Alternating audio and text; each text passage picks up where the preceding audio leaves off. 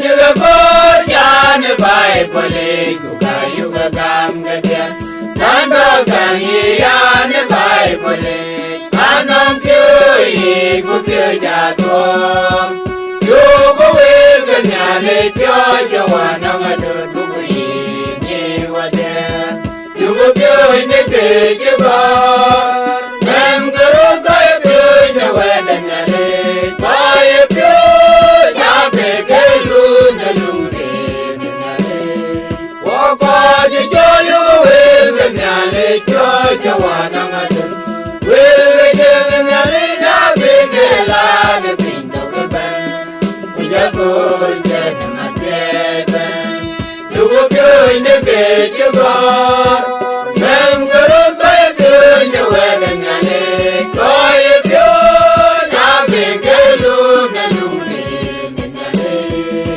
Dwai de janga jega me kaya gamdang ni kaja, yugo pyo nyawel kawani, yugo pyo ine kejugar.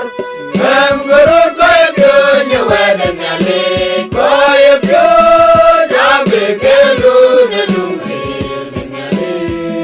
Du pyo nyawada nyale, dai nye pyo dai kulwa yelwa. Du roja tere gawe ne bai gatwa, yugo pyo ne kejugar. Em guru kaya pyo nyawada nyale, kaya pyo nabe kelu Ganji Paulalwin, Akula Beben, Akul Bipang, Gampon, Gaping, the Will Catwalk. You go pure in the cage of God. Men Guru Kaya Pure, Wedan Yale, Kaya Pure, Yabe Kelu, Nalungi, Yale. Yali, Yawun, the Yip, Yaga, Yudian the well, the Yale, Kuku, the garden. You could be in the cage of bar. Mangoro, Kaya Pure, the wedding Yale, Kaya Pure, Abigail, the Lungi, Yale.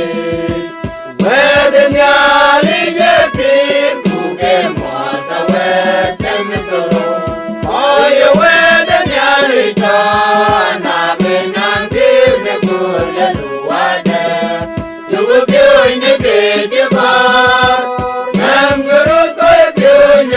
Nyale